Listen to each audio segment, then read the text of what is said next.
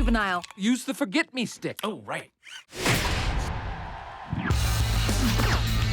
Myself personally, I love villains. I've loved them since I was a kid. And they always have interesting lines, interesting personas, interesting costumes, gadgets. And it always seems like the villain's world is the most fun.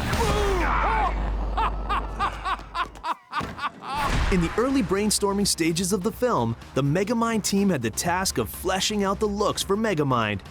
Ideas ranged from Frankenstein-inspired designs to high-tech evil lords. How do I look, Minion? Do I look bad? Disgustingly horrifying, sir. Most characters start with just a pencil sketch. This was actually the first pencil sketch of Megamind that I used. He was definitely very villainous and very harsh in his features, and obviously wasn't a character that we could really sympathize with as a main character. What on earth is that? Tom's vision really was to set up, of course, Megamind as the protagonist of the film. And so we spent a lot of time figuring out how he was going to approach being a villain and the theatrical nature of it. It's time to go down with style. You know, really sharp, pointy features are something that you see in villains, and it could be taken less of an approachable character versus someone with a lot of soft, round shapes are typically features that are found in more endearing characters. So we went softer with his features, and we went friendlier, bigger eyes. Eventually, the team settled on a look that captured both the showmanship and heart of their criminal genius. It's destiny. My approach was, let's have Alice Cooper versus Elvis Presley. And to take these superheroes and put them on a rock star-like status and put them on stage, and they know how to play the stage. And so we have rock and roll versus country with Metro Man with his fringe glory and Megamind with his leather and spikes. Knew that Megamind was going to be a character who loved to dress up. He loves the art of villainy. You know, that's a big part of why he got into it. So his costumes were always going to be a huge part of creating his character. That's a pretty tasteless costume. So Megamind's look was basically a little blue guy who's trying to look scary. So there's a lot of black leather and spikes. It's the only way he has to really be scary. So he has to intimidate people with his wardrobe. And he definitely likes to dress up for work. He basically has the wardrobe of Elton John and the moves of Mick Jagger. We thought it was hilarious anyway. Once Megamind was dressed in the perfect villainous attire, the filmmakers knew they had to make his lair look the part as well. There's no place like evil Lair. It's pretty tricky to pull off a villain's tale, because if he's a bad guy, you want stuff to look menacing, but you also don't want it to be too frightening. So we went into the sort of ridiculous land of Megamind's theatrical design, which is everything has spikes, lots of chrome. His idea of what really scary is, so it has the sort of the language of evil. But of course, it also has a sort of, you know, hot rod charm to it. This is a very wickedly bad idea. You can look at Megamind's Lair as sort of an extension of his personality. It's incredibly cluttered. It's very theatrical, up to the point where there's actually almost a stage where he builds his huge idea wall. Everything with him is just a little bit too far. What's this? Boom! In your face.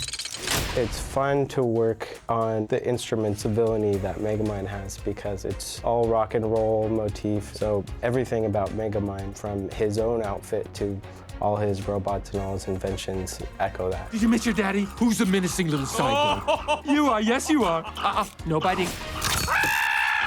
Basically, everything that he had to be either found or repurposed or just generally hacked together a little bit like a hot rod mechanic. So his stuff, you'll see, will have a lot of familiar objects in it. There's the evidence of failed projects and designs. As a supervillain, you naturally accumulate a lot of stuff in your garage from, you know, the things that don't work. And he's got side projects going on. You see snippets of legs of giant robots and bomb sharks and things that you would need to potentially conquer a superhero.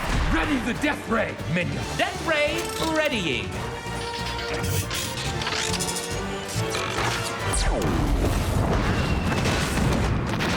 From brainbots to ray guns to boot wheels, every gadget in Megamind's lair has an element of garage-style design. Bring out the Black Mamba. One of the filmmaker's favorite creations is Megamind's robot suit, which was used to battle Titan in the Old West-style showdown. I hear there's a new hero who dares challenge my evil. We were just sketching one night and thought like, hey, this robot should be different from other battle robots in movies. Let's give it spurs and big horns and make it look like a giant cowboy, you know, because that's in Megamind's world. Megamind's giant robot has massive blades that come out of the shoulders along with speakers to play AC/DC and a fireworks display. It has a lot of silly charm. But perhaps Megamind's most successful creation of all is his friend and confidant, Minion.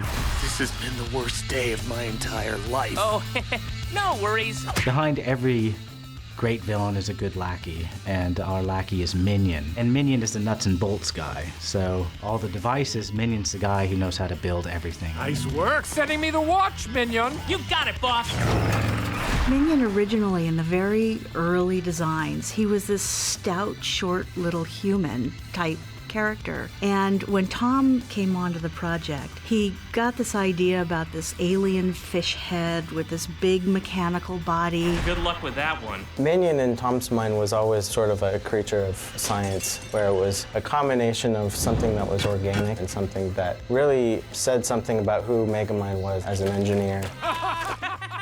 And it started as a normal robot, and then we thought it would be funny if it was more like an animal. And so we went through this progression of, should it be a gorilla body with a fish tank head, or should it be a robotic version of a gorilla? And so there's all these different phases that we went through.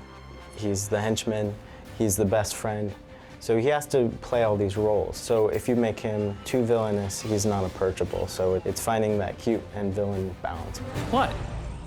Oh, you look fantastic. Megamind has this incredible arsenal of equipment and weaponry. Olo. But I think his biggest weapon is his heart. It's his sheer will to do the right thing when he realizes he's made a horrible mistake, to right it. And I think that that's equal to all the gadgets that he has. Now hand over your wallets. I'm just kidding.